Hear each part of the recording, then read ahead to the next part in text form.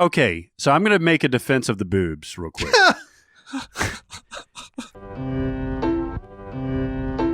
Welcome to SinCast, presented by Cinemasins.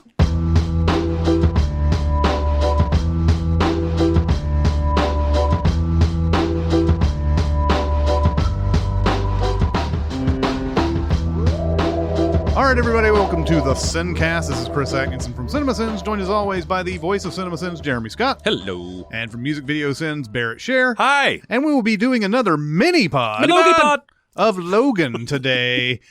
Straight after the Get Out one we just did. That's right. And everything. Nipping at its heels. As Barrett was saying. We are overwhelming you with mini pods. We are. We're doing a podcast MINIPOD orgy right now.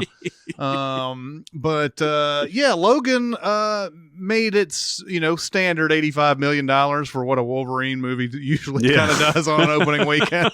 But I think this is one that people are liking. And what the odd thing about this one is that they got James Mangold back, who did the last one, the Wolverine, which was terrible. Yes, it was. It's weird to me when a movie like that comes out and it's like basically a failure, and they're like, let's get the same guy. I mean, it wasn't really his fault that last one was terrible, and it probably wasn't. Let's be honest, it probably wasn't his fault. Anyway, Logan comes with an R rating. Mm-hmm. And they use the full extent of this R rating. Yeah, they sure do. But anyway, let's get into it. What did we think? We're going to go spoiler free for a while. Yep. All right. So I really liked it. Yeah. As I tweeted last night, I thought it was awesome. Mm-hmm. Thought it was really good. But I have seen so much hyperbole, and I feel like this is starting to happen now with almost any comic book movie that's good. Mm-hmm. Right? Like Batman v Superman, we pretty much knew first weekend everybody's hating this thing. Yeah. But I remember Civil War coming out and hearing a lot of this is the best Marvel movie yet, and I think it has settled into a position where people don't believe that anymore. Yeah. I think that a lot of them would go back to Winter Soldier now. And I read a lot about this being one of the best superhero movies ever, and I feel like it's still so far away from that I maybe could give it an A-. I had a really good time watching this movie. I was not expecting to like this movie. Really? Just for whatever reason, I've got a weird association with Johnny Cash's Hurt, and that was in the trailer as it was going through. And just for whatever reason, it's this run of dour-ass superhero films, except for Doctor Strange, which is the exception, which we really liked. Yep. Everything, Batman versus Superman, Civil War, had the Sokovia thing, yep. Suicide Squad, everything has been ground into grit upon grit upon grit. And this is the grittiest motherfucker that you've seen. Yeah. But I ended up really, really being surprised. I really like this movie, too. Yeah.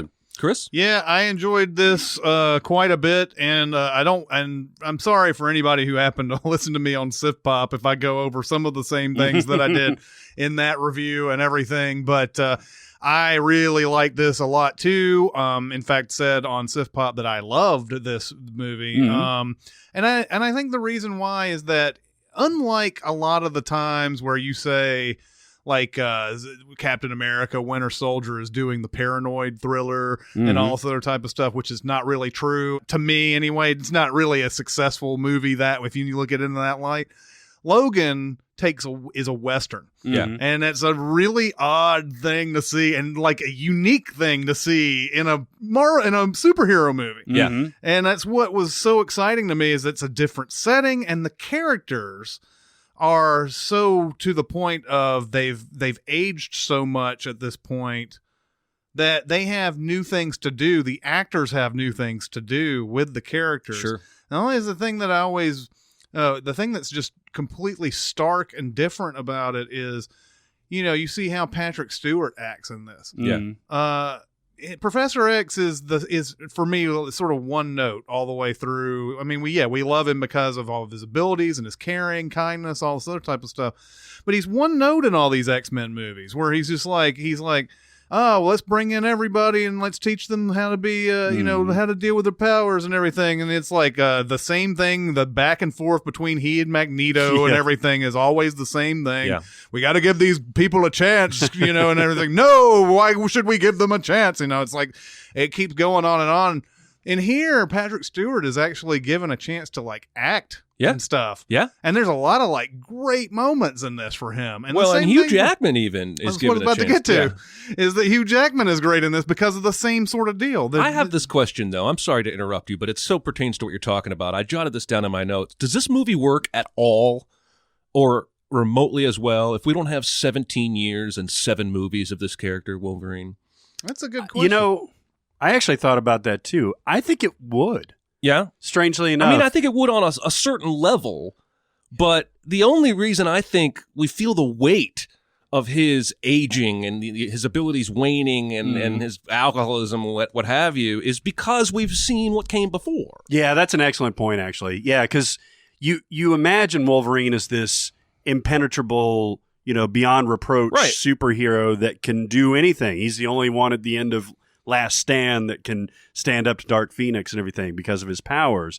And to see him broken down like that is, you're right. Yeah, absolutely. Well, okay. So in other words, you're saying it can't stand alone then. I'm not saying it couldn't. I'm just saying I don't think you could start a superhero franchise with this kind of movie. Because no. It is so clearly building on what's come before it for its payoffs. Yeah, at this point, I don't know if we're too far beyond people looking at movies like they do their favorite TV shows. Because now it's not, and we don't even bat an eye. There's an 8th Fast and the Furious movie coming out. There's an 8th Star Wars movie coming out. I mean, we don't even bat an eye. They used to be number 8 meant you were really in the dregs of a series. Yeah. And now this is the 9th X-Men movie. And so now I don't think there's a distinction there anymore. You're not really, you do need that 17 years for a lot of this to be impactful, but at the same time. Well, what I was thinking though is that if you just had, I don't think it would work if you had no knowledge of Wolverine whatsoever, but if it were comic book lore and then you went straight to this, I think it would hold up very well because it does reference him in the comic books throughout this. What this movie does right that a lot of superhero movies do wrong, Batman v Superman, I'm looking in your direction, is it focuses the story really tightly, right? So evidently we've killed all the X-Men in this movie. Yep. They die before the movie starts, and we're down to basically just following these 3 people. And you're right, it is a Western, and it's a chase film. Mm-hmm. And I even jotted down, half jokingly, it's basically Terminator 2. Mm-hmm. Like, for a while, right? Yeah. And but what makes it work, I think, is the meshing of those genres, the chase movie and a Western, and then just narrowing the focus in on specific characters and what they're going through, instead of the scope being a purple pharaoh god from under the pyramids who's unstoppable and he's blowing up entire. You know what I'm saying? Yeah. The stakes somehow get raised when the stakes go down to just a few people. Well, and that's a thing that I was on the Sif Pop thing, a point was brought up that, the one thing that one of the reviewers Andrew on there wanted to see was a bigger obstacle for Professor X and Wolverine to deal with for their final battles. And I was like, yeah, but wouldn't you need all the other X-Men if that was the case? I'm glad they didn't go for that. Yeah, they sort of cheat with the kids at one point in the film because there's a bunch of kids that have been given abilities the same way that this girl Logan's looking after. I just jumped into spoiler talk. That gave me a little bit of a First Class vibe where we're seeing these kids who we don't really know their names or their powers, but we see them involved, like the girl who keeps breathing on shit and turning it to ice and shattering it. Yeah. So we get a tiny bit of that, but I'm glad it focused just on basically Professor X and Logan and this girl. Well, yeah, and their powers are diminished, which makes every confrontation more meaningful. You don't need a pharaoh god or something like that, or Brian Cox to be an asshole, like that. Like you can just kind of let them have normal conflict, and it's themselves that's basically that they're kind of running away from, both Professor X and Logan. That's what adds a really nice dynamic to this too. We're talking about aging. That's the biggest theme of this movie. It's not always believable in comic book movies where just a random gang of toughs shows up and like hangs with one of the superheroes for any amount of time. Right. But in this one, at the very beginning, there is that thing, and you're like, oh, this is actually believable. We see how he's older and like he's not as good as he once was. And of course Professor X has a thing too where his abilities have diminished to a very like sad state, and but it adds so much extra to it. It's like a what if that they get to kind of put in there at the very end, and it's like, oh yeah, I really like the way the story goes on that, because you never really thought about what happens to them if they age or if they lose their abilities in a certain way. Well, like I don't think they've ever said that Wolverine is immortal. I think they've just said that he has the ability to heal and he ages slower. Yeah. I think. Yeah, because he's been around for decades. So as much as we haven't seen broken down older Logan, who, doesn't respond to a bullet wound as quickly as he used to, I really enjoyed this movie. The girl that plays Laura, X-23, she's not given a lot of dialogue. But she's given a lot of screen time. Oh, yeah. And she's going up against Hugh Jackman and Patrick Stewart. And I was pretty impressed that she was able to pull me into her character. I don't even know how much acting experience she's got. She looks 9 years old. But I thought she did a great job. Yeah. It's hard to do that, to act without saying a bunch of stuff. I know. I think that's what helped it, actually, was the lack of dialogue. Oh, I love that scene where she's eating cereal and the bad guys are coming in. She's just kind of looking at the monitor and then kind of looking over her shoulder, and just no speed about what she's doing, because she knows what we don't at that point, which is that she's a powerful mutant. And I'm going to go on record right now as saying she's better than Hit Girl. I would rather watch X-23 kick ass than Hit Girl, and that's saying something, because Hit Girl's pretty fun to watch. Well, speaking of kicking ass, what did you guys think of the violence that was so prevalent in this? The violence I actually loved. Me too. This gave me vibes of the Raid movies in terms of feeling the actual impact of both the wounds that are given to Wolverine, but when you see his claws go through the top of somebody's skull and are bloody at the other end, it makes it more visceral. But I do think they slipped up with the R rating a couple times. Yeah, well, the big thing you probably got to get into here is because we have an R rating. Let's show some boobs. Let's show some boobs for no reason. And let's also have let's have Wolverine say fuck 180 times. Yeah, like there was one scene, and I think it's in the limo, where the dude is in the back seat and he's like asking him where the woman is or whatever.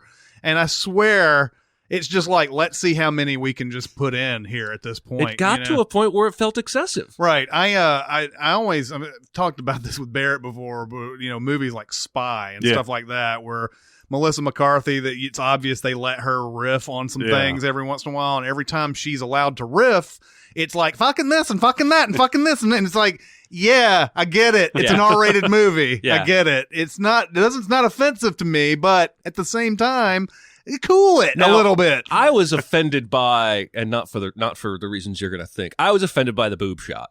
Yeah. Because that felt clear to me from a creative standpoint.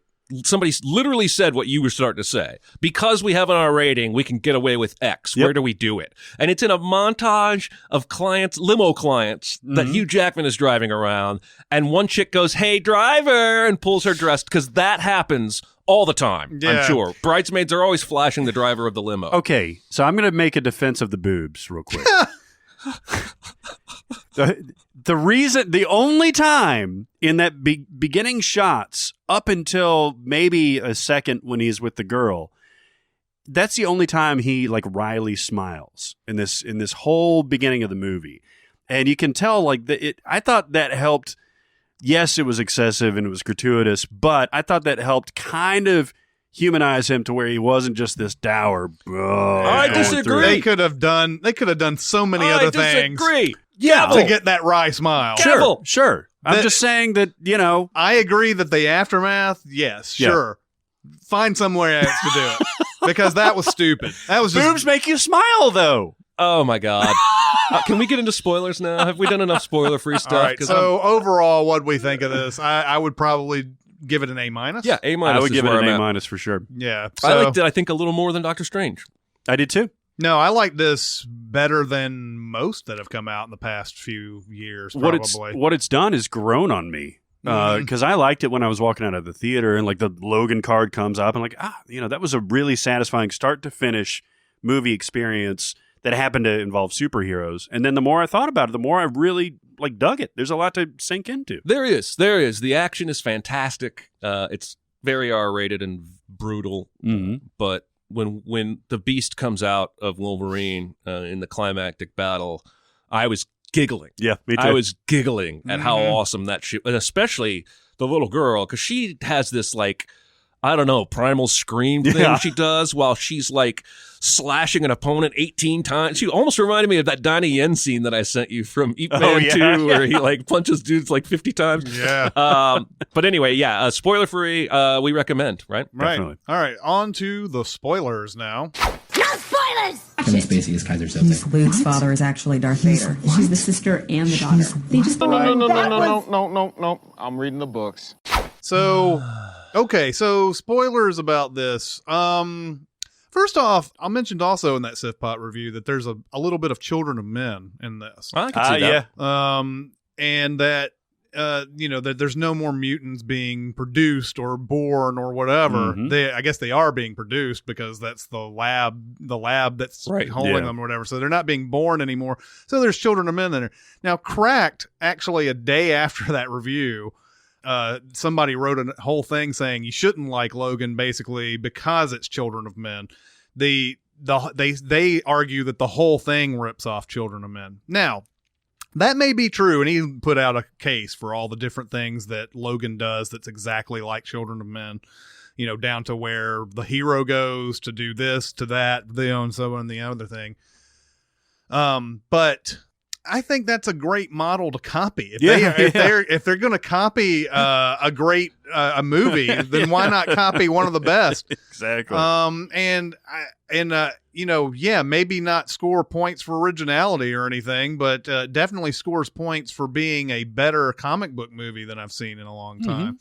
And so that's a great framework to be on. Yeah. So you may, even if there was intent to rip off Children of Men in this movie, who cares? Great movie. Yeah. That's funny because I actually wrote, I capped it at Terminator 2 when I was talking earlier, but I actually wrote, this is basically Terminator 2, I Am Legend, and Waterworld.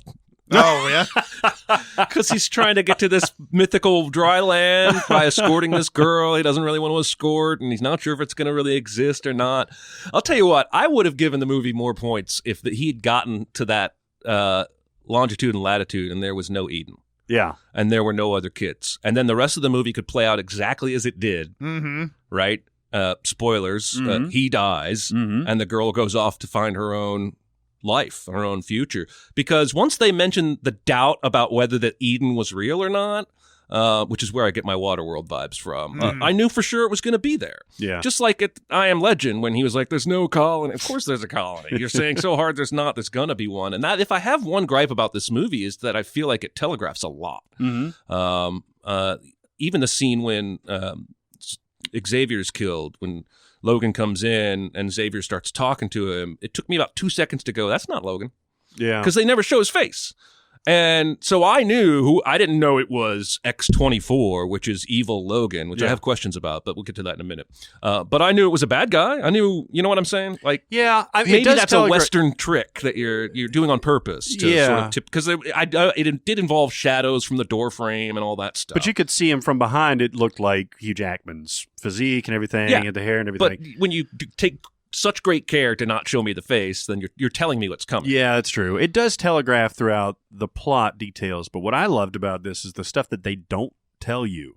They don't tell you what happened to the mutants. They don't tell you exactly what happens to Charles Xavier. They just say he's got some sort of degenerative brain disease. Well, and because he is being blamed for all the mutants dying and everything, it's not too far beyond the realm that his dementia, that's basically what's being shown in here, somehow tapped into all the mutants that are being born, and he's sort of systematically killed them in a way that wasn't anything that he was intending to do. Yeah, or some great earthquake, like the spells that he has are basically wiping out everybody in the general vicinity. Right. If you were in Cerebro when he did that, Right. it may be in that Old Man Logan comic. What's funny is I read an article today. They actually wrote a scene to include the X-Men being wiped out. And it was really? in the draft and all the way up until shooting.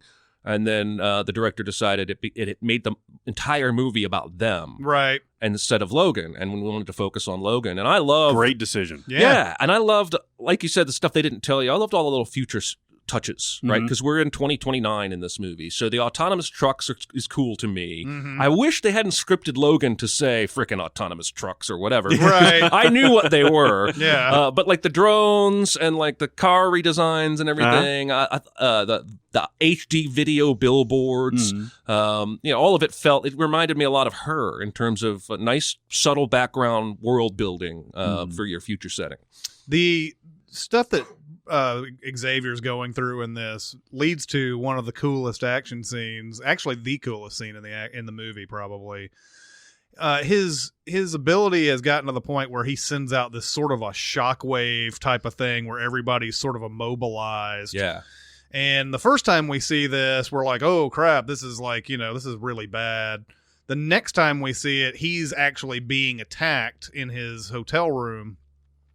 And everybody's sort of stuck there, and Wolverine's the only one who can sort of fight his way through it.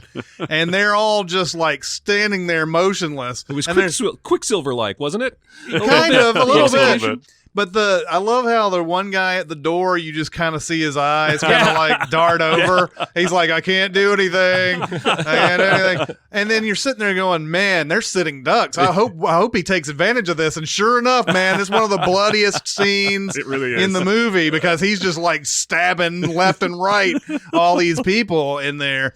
That's just great stuff. Like when you can think of something like, I think a lot of times movies will come up with a scene like that and they'll find a way to like not have him stab everybody or whatever. It would have been like in the PG-13 version, it would have been sort of like, let's get you out of here or whatever. Yeah. That's what the R rating is good for, you know? And the PG-13 rating is when you see Wolverine like attacking people, it's never... it's like he swipes and they're off the screen and you never see any of the aftermath and all that. This is really good He stuff. takes people's heads off. I know. Now, I am really 50-50 on the evil Logan X-24. And before I get into that, I want to say, why is the girl X-23, but X-24 is a full-grown adult? Does the movie explain that? Yeah, because the next version, so they used the kids as being the host for these mutations, essentially. Okay. And growing them from scratch, but they've still got their own personality, their own consciousness. What X-24 is something devoid of consciousness, something devoid of morals and stuff like that, which makes him a perfect soldier. But they were able to clone him as an adult and only clone the kids as kids? Yeah, exactly. So they started off with, I guess, just normal human tissue. So I watched Hugh Jackman fighting Hugh Jackman, both as Wolverines, and I got giddy. Yeah. But I also felt like it was a little bit creative cheatery. Like, it's a very Marvel thing to have their hero go up against an evil version of their hero. It's happened many times. It has. And this movie basically has 3 Wolverines in it. Mm-hmm. And I was enjoying the fact that 2 of them were not fighting each other the whole movie until X-24 shows up. But I will say, at that farm, when the girl finally gets after him, and it's the girl versus evil Logan... That may be my favorite scene in the whole movie because she fucking wails on him. Yeah. And it's not like he doesn't fight back, but she's fearless. Yeah. Like, I love that fight so much. She's like, ah! Well, and that's what and then you have Eric LaSalle Ex Machina. Yeah. Well, just for a moment. That's a great scene they threw in there. Because it's a tragic scene. The idea that Xavier helps them out with their sheep or whatever. Is that what it was? Horses. Horses. Was it horses? Helps them out with that, and they're ready to just go. But the family's like insistent, like, you guys come along with us. Now, honestly, they could have said probably not a good idea and moved on.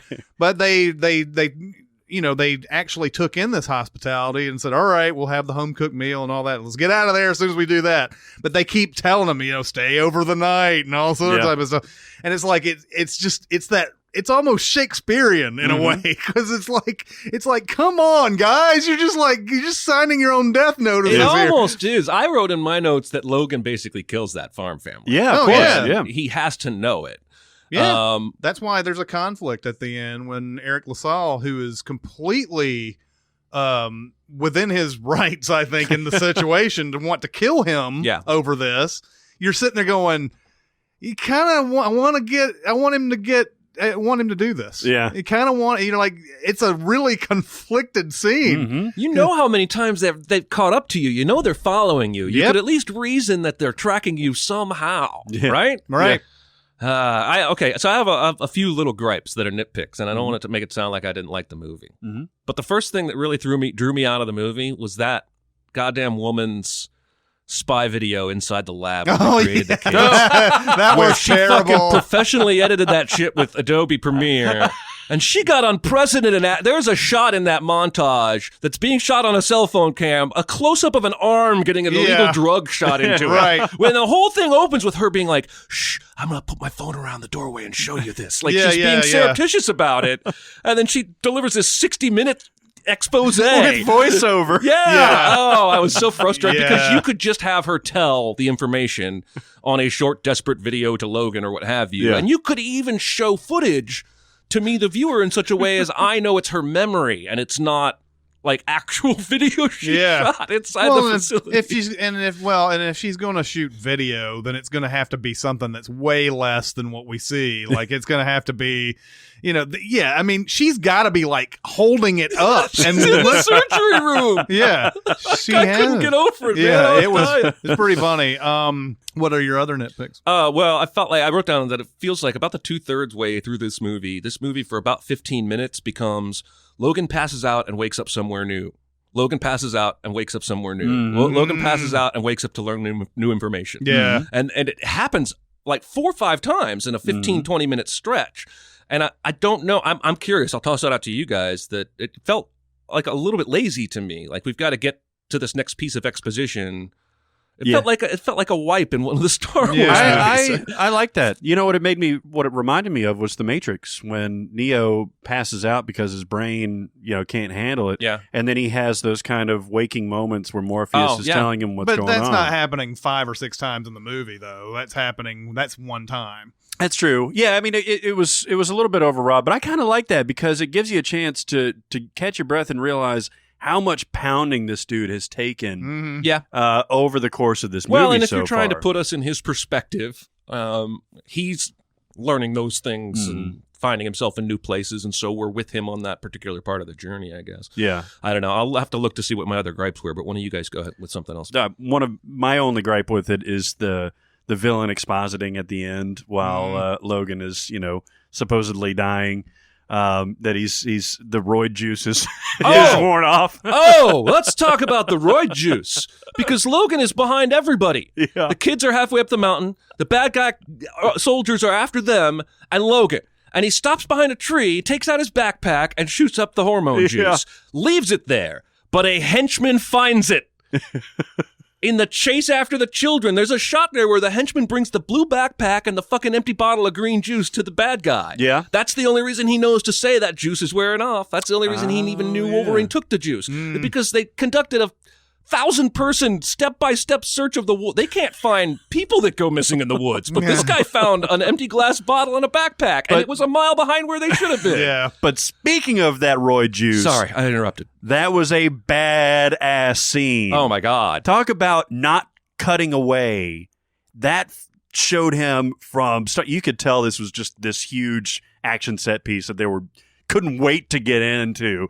But starting from, you talk about giving away, kind of telegraphing things. As soon as you see that note saying, don't take this all at once. Right. You know he's going to do it. And you also know he's going to die. Yeah. And man, you hear this. Yeah. And he just that's the best. slaughters everybody. Man, there's a video online today of him doing ADR for some of that stuff. Screaming and grunting in that voice studio. It's pretty awesome. That is a thing that normally I don't find satisfying in movies, is grunts and screams and stuff like that. But that one is particularly good, and the girls too is like you were talking about earlier, you alluded to.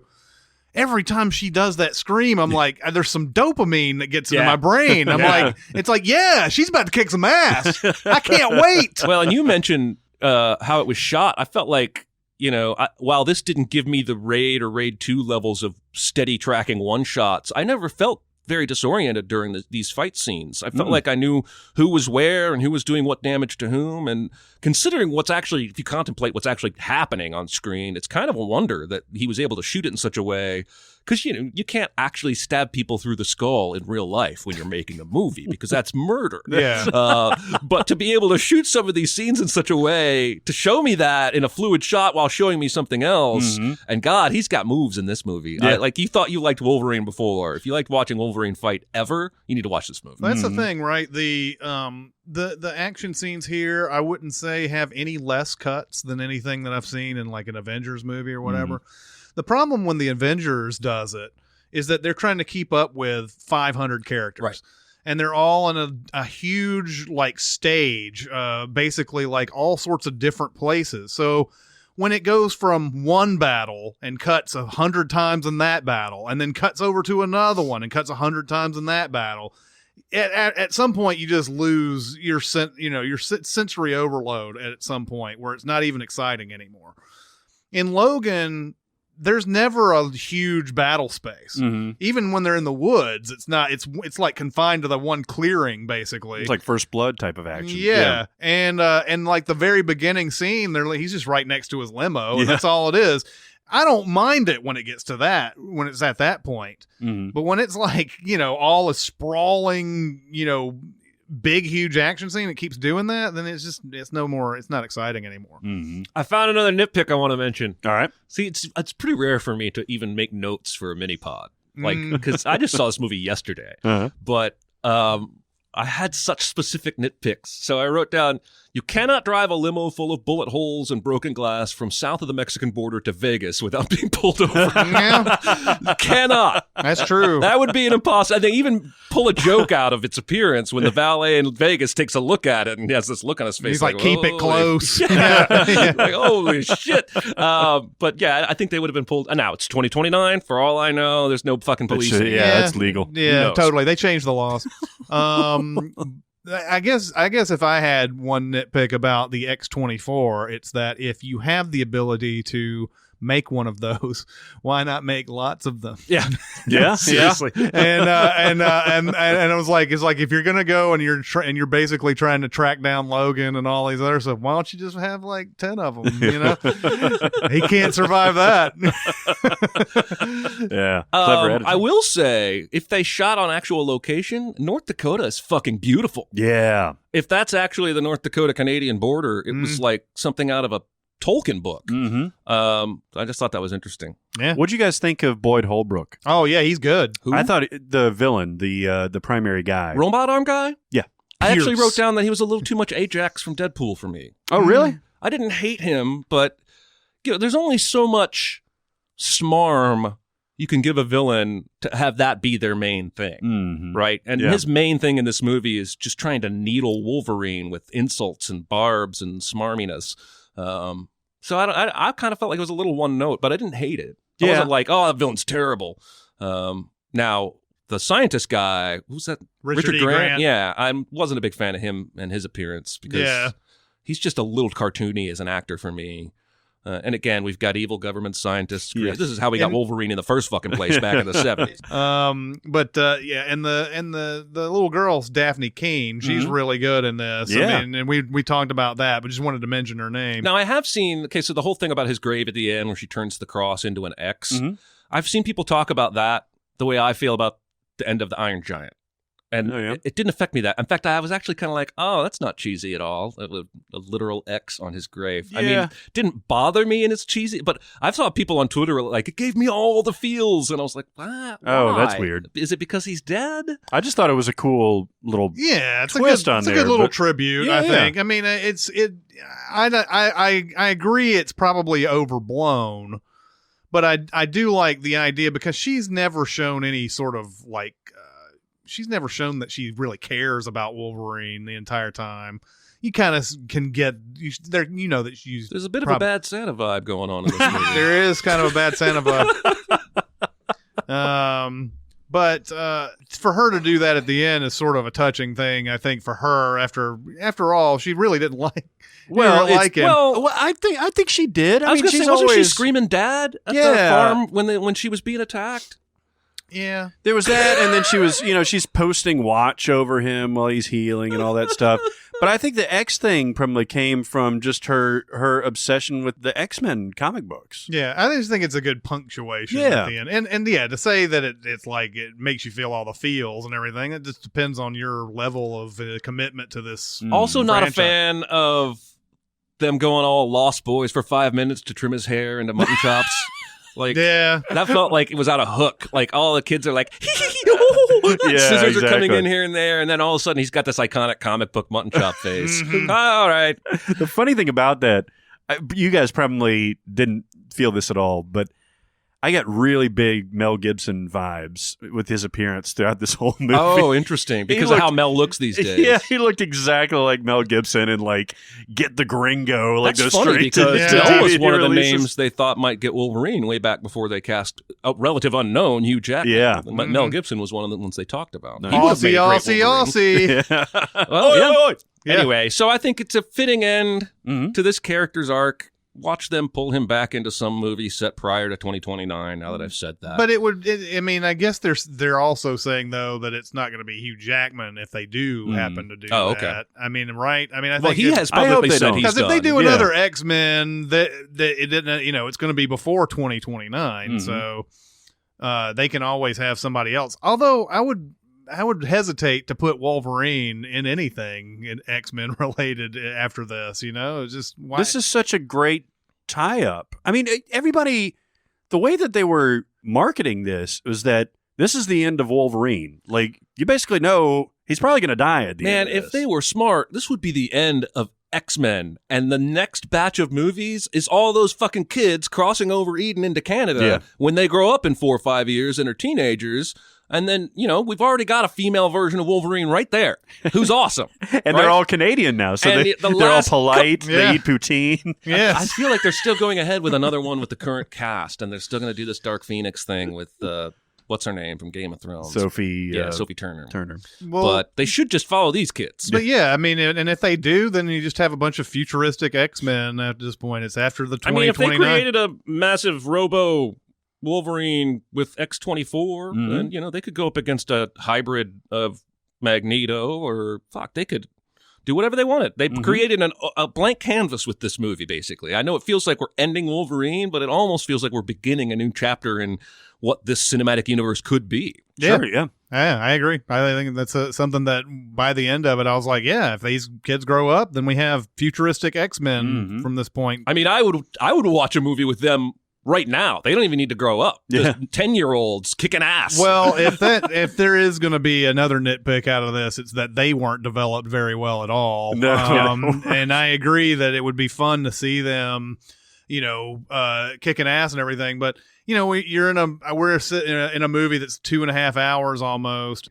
I can see why they didn't go through all that. But at the same time, I was like, who does what in this whole thing? And, by the end of it, they're like wrapping that dude up in grass and all this other stuff. And I you're thought like, it was a good death scene. it's a great death scene, but it's like, who's doing what? Who's Well, what I liked about that, I agree, it was nebulous, but I did like that it was like 3 or 4 of them using their powers all at once on this guy to basically cocoon his ass in like plants. Yeah. Yeah. Although it was funny, there was one shot of the little chubby boy running his ass off, and this grown military dude taking forever to chase him down. I was like, come on, man. I watched this on the Thursday at 10 o'clock show. It was a packed house and everything.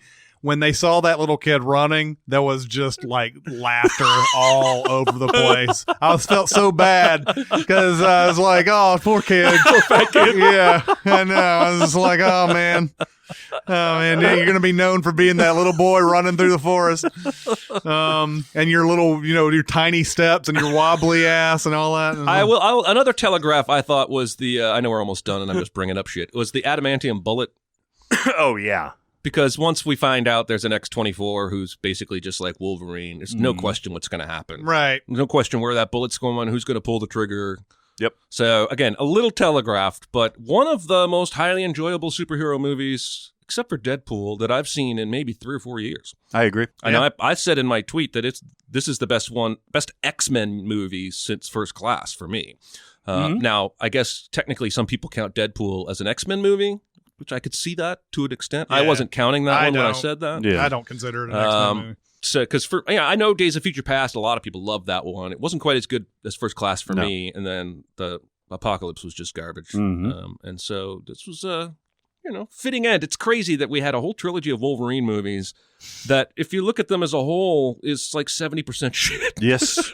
Well, yeah. The last one's really good. Who would have thought that the last two, like, awesome, like, easily most talked about comic book movies came from Fox in the past 2 years. Yeah.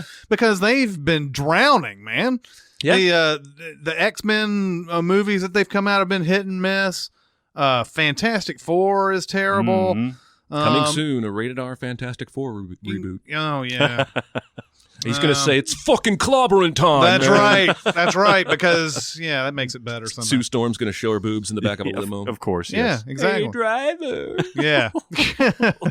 Okay, so we all enjoyed this. We all gave it like an A- and everything. I think this is a really good movie, and it's it just shows if you can do these a little bit different. Marvel, Yeah.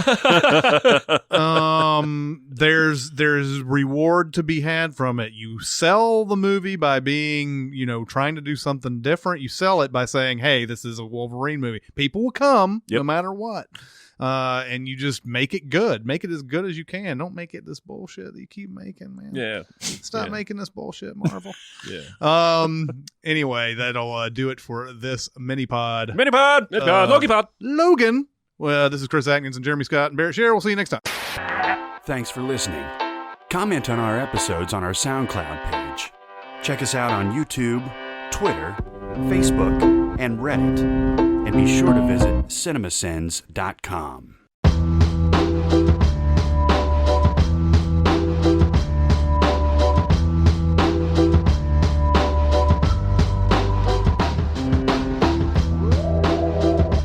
Let's do another one tomorrow. Yes.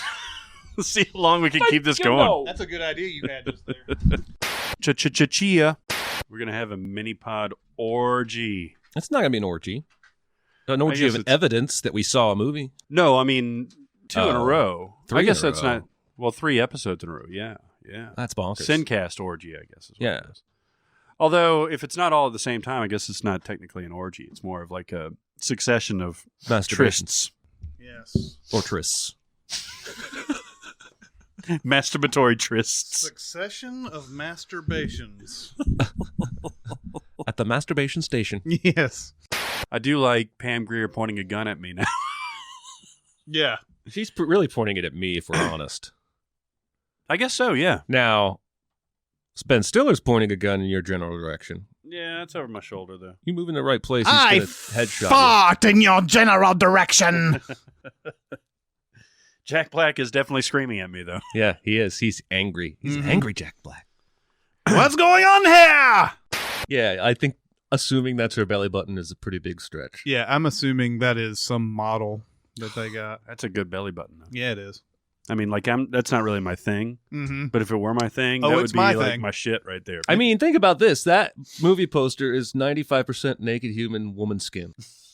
But because Yeah. they zoomed in tight and they didn't show any naughty bits. Right. But it's probably one of the nudest movie posters ever. Nude-est. Mm-hmm. Yeah. yeah.